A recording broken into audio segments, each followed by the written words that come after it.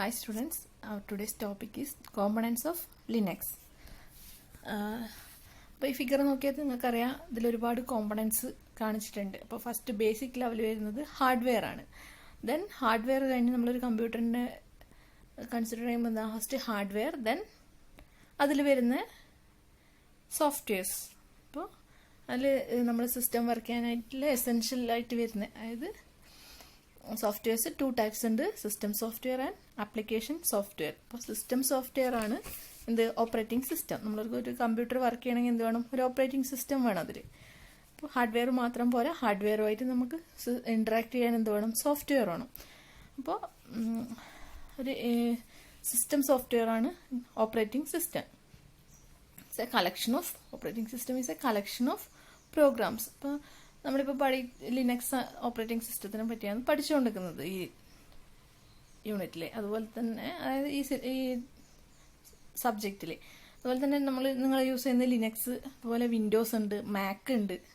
അപ്പോൾ എല്ലാ ഓപ്പറേറ്റിംഗ് സിസ്റ്റത്തിനും ഒരു ബേസിക് കോമ്പണൻസ് ഉണ്ടാവും. അപ്പോൾ ലിനക്സിൻ്റെ കോമ്പണൻസ്, അതായത് ഫസ്റ്റ് ലെയർ, ബേസ് ലെയറിൽ വരുന്നതെന്ന് ഹാർഡ്വെയറിൽ നമ്മൾ CPU, RAM, input output devices, അതെല്ലാമാണ് ഹാർഡ്വെയർ പാർട്ട്. ദെൻ നെക്സ്റ്റ് പാർട്ടാണ് സിസ്റ്റത്തിൻ്റെ ഓപ്പറേറ്റിംഗ് സിസ്റ്റം പാർട്ട്. ഇപ്പോൾ ലിനക്സ് ഓപ്പറേറ്റിംഗ് സിസ്റ്റത്തിൽ വരുന്ന components kernel modules, last level kernel modules, kernel and kernel modules, then system libraries. Then top ലെയറിൽ എന്ത് വരും, ടോപ്പ് ലെയറിലാണ് നമ്മൾ വർക്ക് ചെയ്യുന്നത്, യൂസേഴ്സ് ഇൻറ്ററാക്ട് ചെയ്യുന്നത്. System softwares, user process, user utility, then compilers. അപ്പോൾ നമുക്കറിയാം നമ്മൾ സിസ്റ്റമായിട്ട് ഇൻറ്ററാക്ട് ചെയ്യുന്നതെന്നാ ഓപ്പറേറ്റിംഗ് സിസ്റ്റം ത്രൂ ആണ് നമ്മൾ ഇൻറ്ററാക്ട് ചെയ്യുന്നത്. അതുപോലെ തന്നെ അതിൽ കുറേ ആപ്ലിക്കേഷൻ സോഫ്റ്റ്വെയർസ് ഉണ്ട്, പിന്നെ ഒരുപാട് പ്രോസസ്സ് ഉണ്ട്, കമ്പൈലേഴ്സ്, യൂസർ യൂട്ടിലിറ്റി. അപ്പോൾ മെയിനായിട്ട് വരുന്ന മെയിൻ കോമ്പണൻസ് എന്ന് പറയുന്നത് kernel, system libraries and utility programs. അതായത് ഇവിടെ യൂസർ യൂട്ടിലിറ്റി എന്ന് കൊടുത്തിട്ടില്ലേ, utility programs, kernel, system libraries and utility programs. അപ്പോൾ കേർണൽ എന്ന് പറഞ്ഞാൽ അതായത് ഓപ്പറേറ്റിംഗ് സിസ്റ്റത്തിൻ്റെ ഒരു ഇമ്പോർട്ടൻറ്റ് പാർട്ട് അല്ലെങ്കിൽ കോർ പാർട്ട് എന്ന് പറയുന്നതാണ് കേർണൽ. ഓപ്പറേറ്റിംഗ് സിസ്റ്റത്തിൻ്റെ ഇമ്പോർട്ടൻറ്റ് പാർട്ടാണ് കേർണൽ, അതായത് കോർ പാർട്ട് ഓഫ് ഓപ്പറേറ്റിംഗ് സിസ്റ്റമാണ് കേർണൽ. അതുപോലെ തന്നെ നമ്മൾ ഹാർഡ്വെയറുമായിട്ട് ഇൻറ്ററാക്ട് ചെയ്യുന്നത് കേർണലാണ് ഹാർഡ്വെയറായിട്ട് ഇൻറ്ററാക്ട് ചെയ്യുന്നത്. അത് ത്രൂ സിസ്റ്റം കോൾസ് എന്ന് പറയും. സിസ്റ്റം കോൾസ് എന്നാണെന്ന് നിങ്ങളൊന്ന് ഗൂഗിൾ ചെയ്ത് നോക്കിയാൽ മതി. ത്രൂ സിസ്റ്റം കോൾസ് ആണ് എന്ത് ചെയ്യുക, കേർണൽ ഹാർഡ്വെയറുമായിട്ട് ഇൻറ്ററാക്ട് ചെയ്യാം. അപ്പോൾ കേർണൽ പാർട്ടാണ് എന്ത് ചെയ്യുന്നത്, ഹാർഡ്വെയറുമായിട്ട് ഇൻറ്ററാക്ട് ചെയ്യുന്നത്. Directly interact with underlying hardware. Kernel ഹാർഡ്വെയറുമായിട്ട് ഇൻറ്ററാക്ട് ചെയ്യും. അപ്പോഴാണ് നമുക്ക് നമ്മുടെ പ്രോസസ്സ് ചെയ്യാൻ പറ്റുന്നത്. Then it consist of various modules. നമ്മൾ കേർണൽ മൊഡ്യൂൾസ് ആയിട്ടാണ്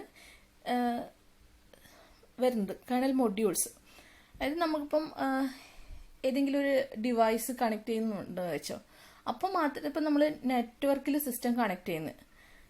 ഇപ്പം നമ്മൾ നോർമലി ഡെസ്ക്ടോപ്പ് യൂസ് ചെയ്യുമ്പോൾ ഇൻ്റർനെറ്റ് യൂസ് ചെയ്യുന്നില്ല. ഇപ്പോൾ ഒരു ലാൻഡിൽ കണക്ട് ചെയ്ത് നമുക്ക് ഇൻ്റർനെറ്റ് ആക്സസ് വേണമെങ്കിൽ എന്ത് വേണം, അതിന് നെറ്റ്വർക്ക് കാർഡ് വേണം. അപ്പോൾ നെറ്റ്വർക്ക് കാർഡ് വേണമെങ്കിൽ എന്ത് വേണം, അതിൻ്റെ ഡിവൈസ് ഡ്രൈവർ വർക്ക് ചെയ്യണം. അപ്പോൾ എന്ത് ചെയ്യണം, ആ നെറ്റ്വർക്കിങ്ങിൻ്റെ മൊഡ്യൂൾ എന്ത് ചെയ്യണം, വർക്ക് ചെയ്യണം. അങ്ങനെ ലോഡബിൾ മൊഡ്യൂൾസ് എന്ന് പറഞ്ഞിട്ട് വേറെ തന്നെ ഒരു സെക്ഷൻ ഉണ്ട് കേർണൽ മൊഡ്യൂൾസ്, ലോഡബിൾ മൊഡ്യൂൾസ്. അതായത് നമ്മൾ ആവശ്യത്തിനനുസരിച്ച്, യൂസർ നീഡിനനുസരിച്ച് എന്ത് ചെയ്യും, ആ മൊഡ്യൂൾസ് നമുക്ക് ലോഡ് ചെയ്യാൻ പറ്റും. അത് ചില കമാൻഡ്സ് വെച്ചിട്ടാണ് ചെയ്യുന്നത്. അപ്പോൾ നമുക്ക് മൊഡ്യൂൾസ് എന്ന് പറഞ്ഞാൽ ഓരോ സെക്ഷൻസ്. നമ്മളിപ്പോൾ ഒരു ഡിവൈസ് ഡ്രൈവർ ആണെങ്കിൽ അതിന് വേറെ തന്നെ മൊഡ്യൂളാണ്. അപ്പോൾ ഓരോ മൊഡ്യൂൾസ് ആണ്.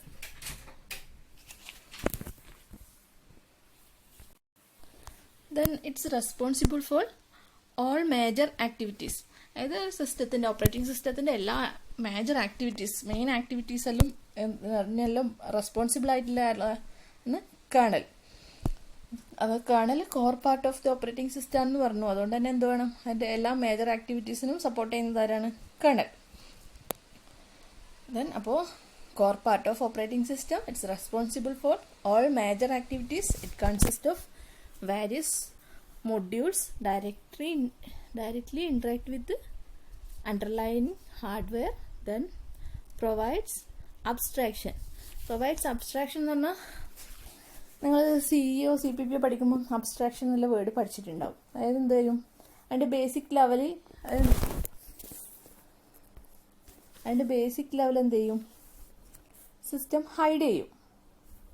അതായത് എല്ലാ ഡീറ്റെയിൽസും സിസ്റ്റം എന്ത് ചെയ്യുക, യൂസേഴ്സിന് പ്രൊവൈഡ് ചെയ്യില്ല. അതായത് നമുക്ക് എസെൻഷ്യൽ ഡീറ്റെയിൽസ് മാത്രം. ഇപ്പോൾ ഒരു ഹാർഡ്വെയർ കണക്ട് ചെയ്തു, അതിൻ്റെ ഫുൾ ഡീറ്റെയിൽസ് നമുക്ക് വേണ്ട. അതിൻ്റെ കണക്ട് ചെയ്യുന്ന ഡീറ്റെയിൽസും അതിൻ്റെ ഡിവൈസ് ഡ്രൈവർ അങ്ങനെയുള്ള കാര്യങ്ങളിൽ എന്ത് ചെയ്യും, സിസ്റ്റം നമ്മളിൽ നിന്ന് എന്ത് ചെയ്യും, ഹൈഡ് ചെയ്ത് വയ്ക്കും. അതായത് നമുക്ക് ഇമ്പോർട്ടൻ്റ് ആയിട്ടുള്ള മാത്രം, അതായത് നമുക്ക് സിസ്റ്റം വർക്ക് ചെയ്യാൻ വേണ്ടിയിട്ടുള്ള ആ ഒരു എൻവയോൺമെൻറ്റ് മാത്രമേ വേണ്ടൂ.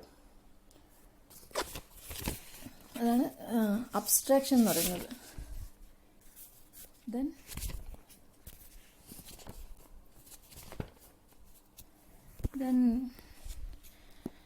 അതുപോലെ തന്നെ kernel establishes the communication between the devices and software, and also it manages system resources.